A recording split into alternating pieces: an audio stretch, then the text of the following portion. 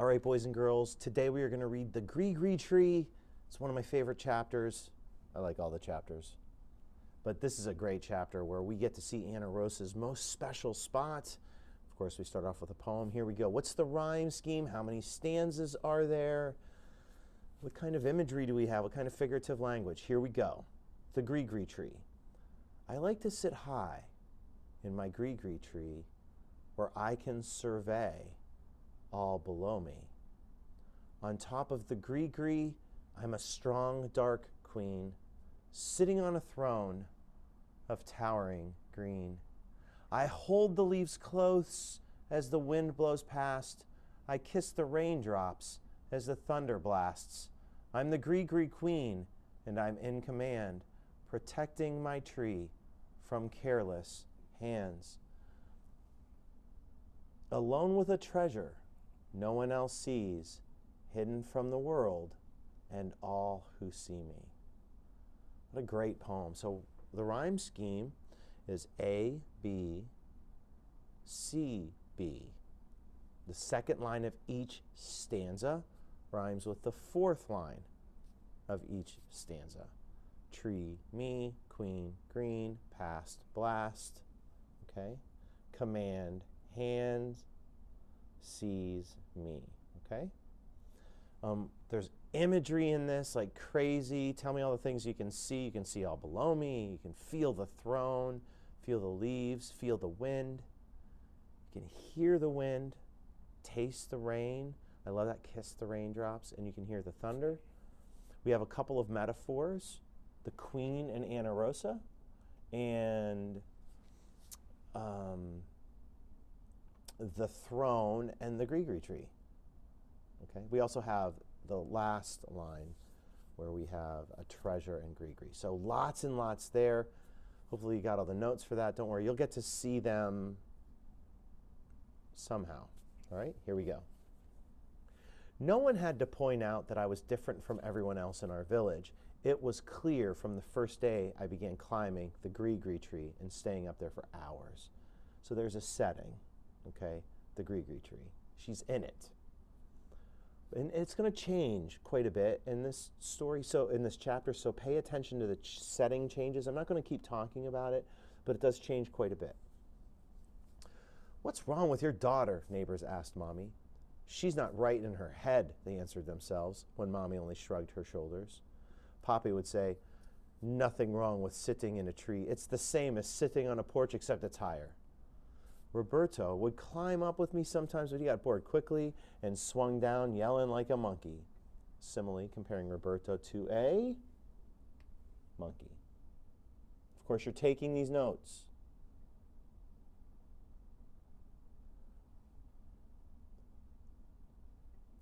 Angela shook her head at me and said, I would never be a real chica because chicas do not climb trees when they are 12 years old.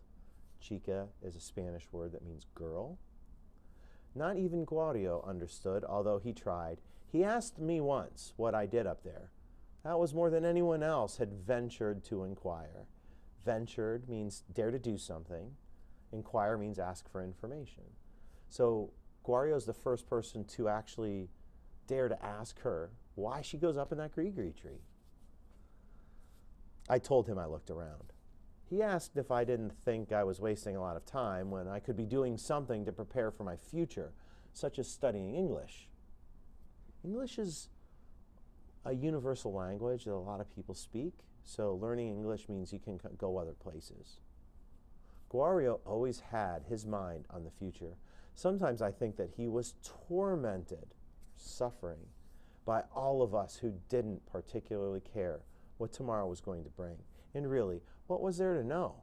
Either it would rain or it would not. But it was definitely going to be hot, and Mommy was definitely going to cook, and Poppy was going to sit on the porch, and the radio was going to play merengues all day. That was for sure. Besides, I already knew what I wanted to do in my future. I wanted to be a writer, but only Mommy knew that. If I told Guario, he would say I was unreasonable. If I told anyone else, they would laugh. But in my grigri tree, I could be anything I wanted to be, even a writer with words for everything I saw, from my leafy green hideout. So she wants to be a writer. It's pretty good for a writing teacher. Teaching writing makes me happy.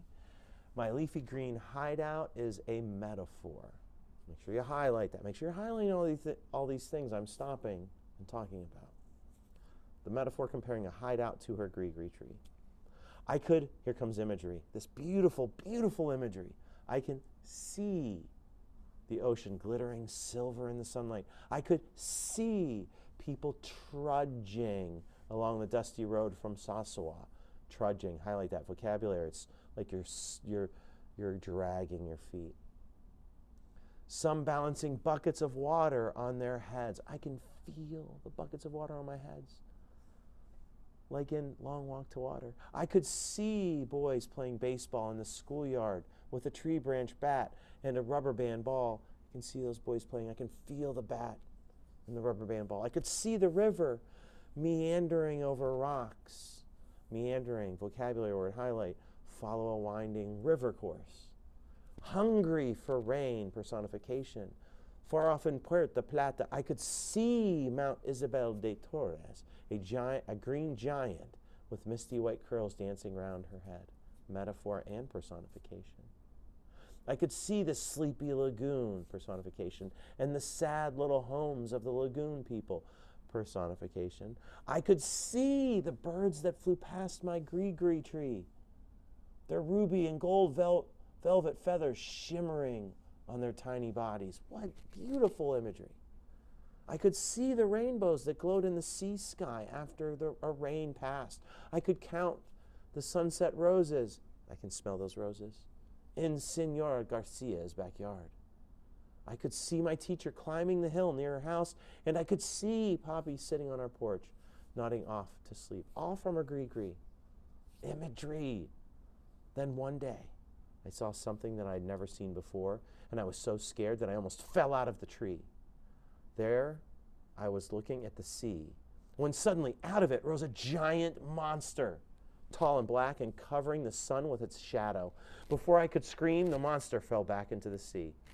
So every time you hear monster here, it's a metaphor. I'm not telling you what it's a metaphor of.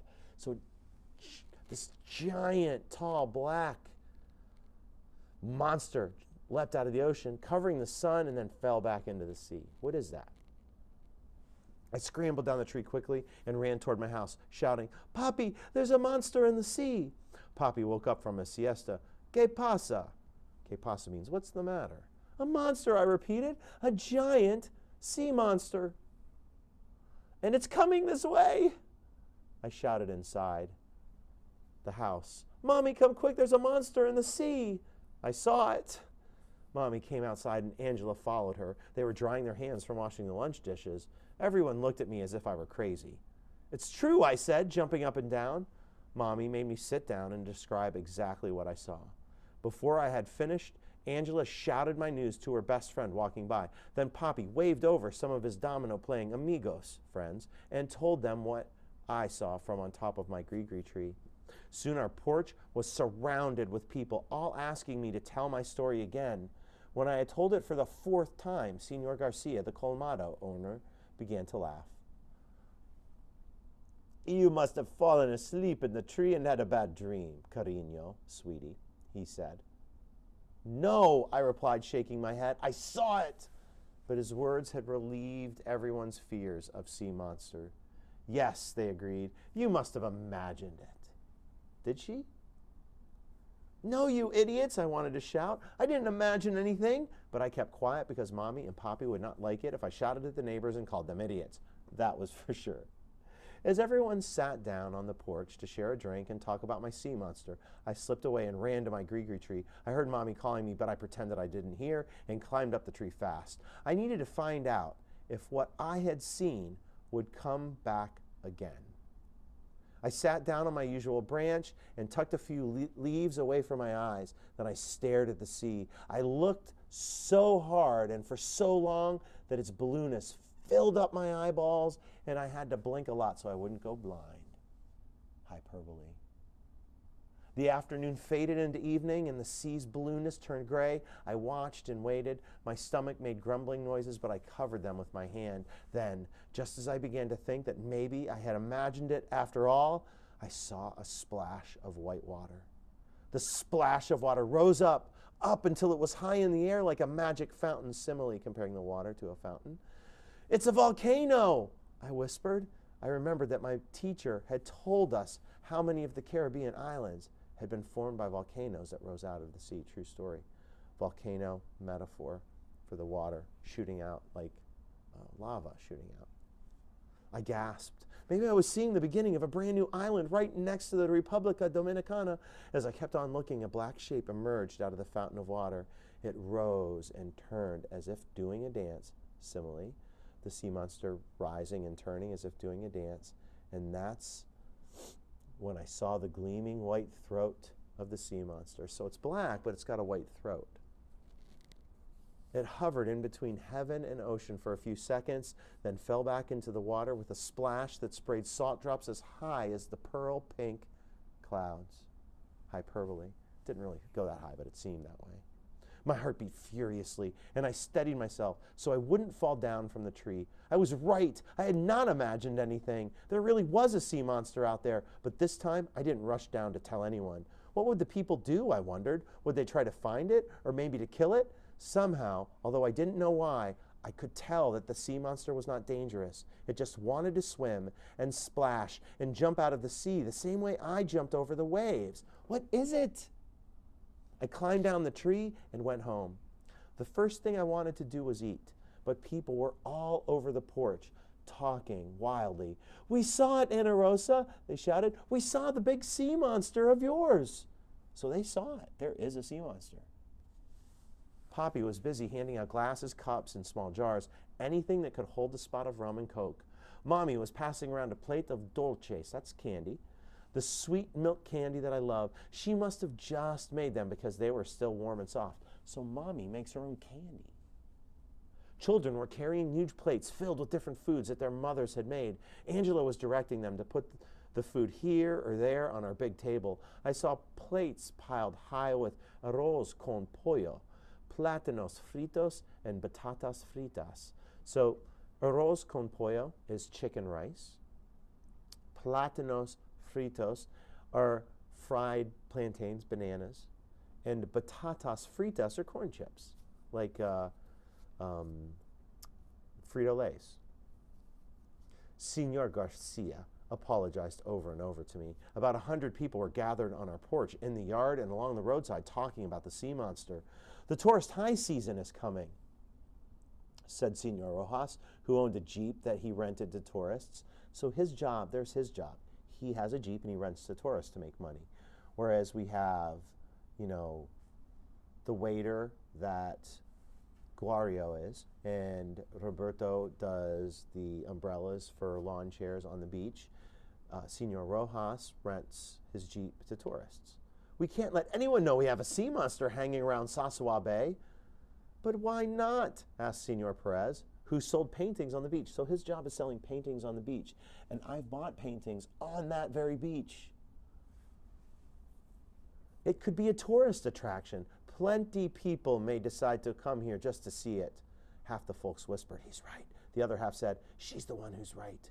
It looked as if we were going to have a big debate on our porch, just like the ones that take place when it is a presidential election year. So think about it. Who's right? Should they say anything and scare people away because there's a sea monster? Or should they tell people because it'll bring people in because there's a sea monster? Whew.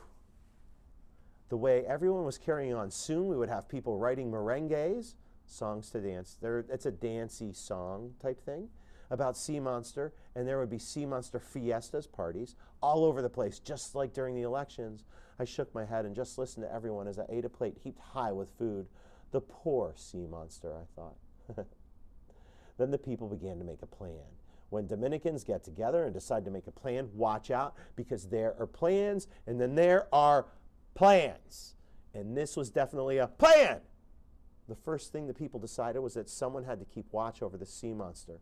Well, everyone looked around to see who would volunteer. That's when we knew the plan would not work because no one wanted to do something so stupid as to go down to the sea and watch for the sea monster. Who's going to end up having to go? It was Angela who got the bright idea that since I saw it first, I could keep watch over it from my grigri tree. Everyone turned to me and nodded their heads.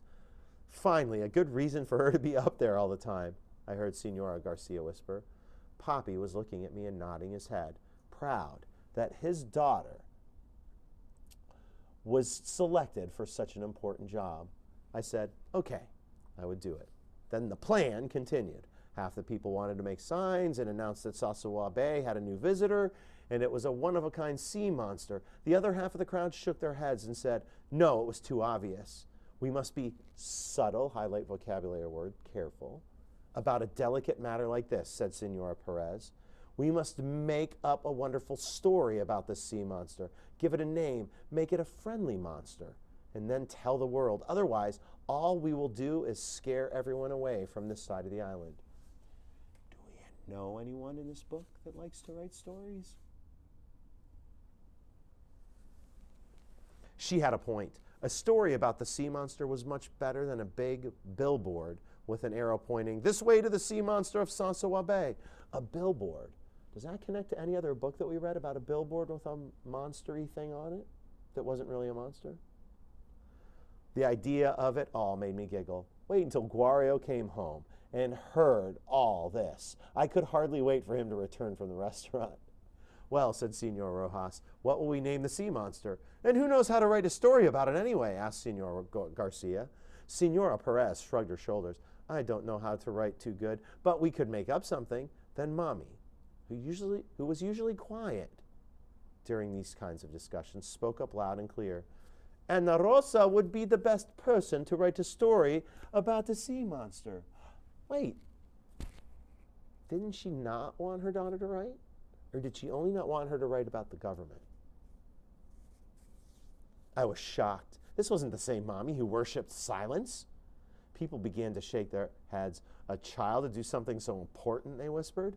Yes, said Mommy. Let us give her a notebook to write in, and she will write up a story about the sea monster. If we don't like it, someone else can try. The way Mommy said it, so definite and firm, made people nod their heads in agreement. Well, it doesn't hurt to let her try, they said. So, Senor Garcia went and brought back a notebook from his colmado. Mommy gave it to me, and her hands were cold like the river. Simile, cold hands to the cold river. While the grown-ups stayed up late on the porch talking and drinking and eating, I went inside and began to write a story about the sea monster. First, I tried to give him a name, but I couldn't think of a good one. So instead, I thought about what he looked like. Then I imagined what he must feel like living all alone in the sea, different from all the other sea creatures.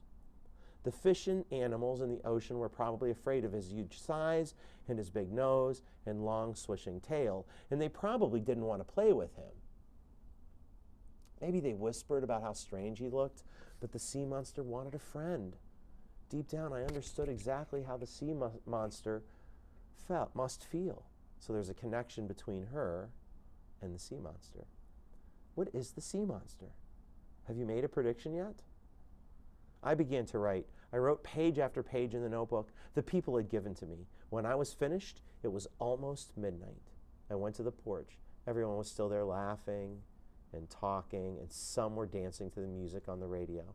Children were asleep on their mothers' and fathers' laps. Some of the bigger children were sprawled out on a blanket on the floor, and the merengue music was a background lullaby for them. When the people saw me, they got quiet. Someone turned off the radio. Some woke the children on their laps. Poppy moved from his chair and put his arm around my shoulder. He led me to the front of the porch. Oh my gosh, she's going to read the story to everybody. It's really kind of the first story she's written to share to them. Then everyone watched me and waited. I stood there, trembling. So mood. What's your mood right now? How do you feel and why? Holding that notebook with my story close to my heart, I knew right then that this was it. The whole world would find out about me. Dangerous. I stopped thinking. I just started to read. I did not look at anyone, not Poppy or Mommy or Angela. I read and read until I turned to the last page of the story.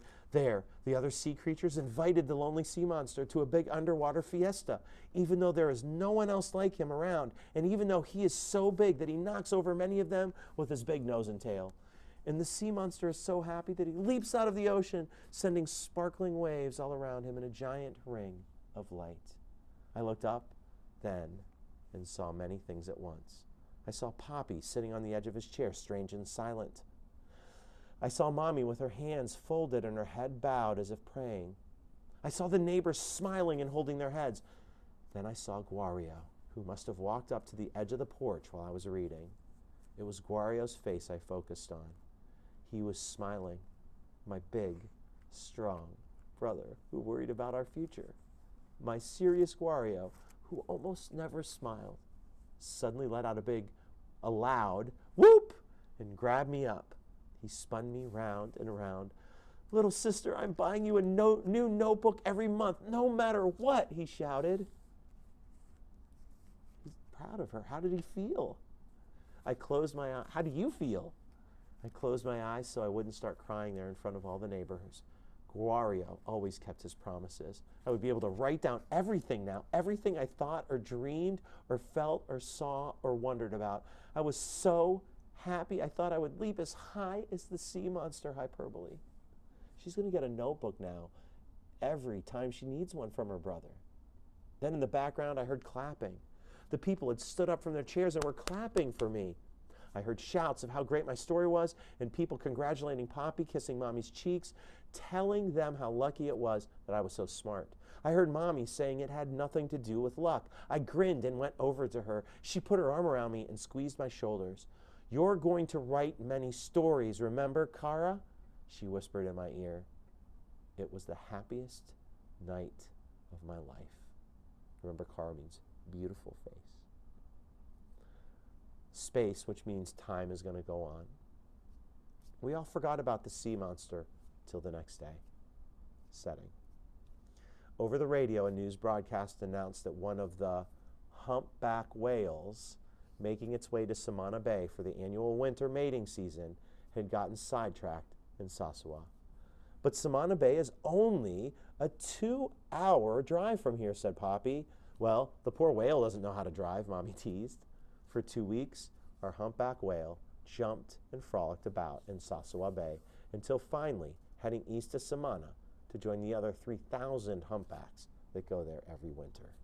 But while he was in Sasua, I watched him every day from my grigri tree. The beautiful black and white sea monster had helped me to make my dream come true. I loved the whale, and I named him Guario. Frolic, highlight that vocabulary word. You can play and move around freely. That whale was just loving life in Sasua Bay. If you ever get a chance, look up the Dominican Republic. It's a really neat island, split into 2 countries. But if you can find Sasua Bay and Samana Bay, you can see how close they are together to where they were going. Okay? Great job reading today. Please make sure you have all the notes in your book. I'll have a page where I have all the book pages. You're going to take them, you're going to take notes in the book, and then you're going to put them into your note on your lit term sheet, okay? Awesome job today. A long read, but worth it. The sea monster, humpback whales. Peace.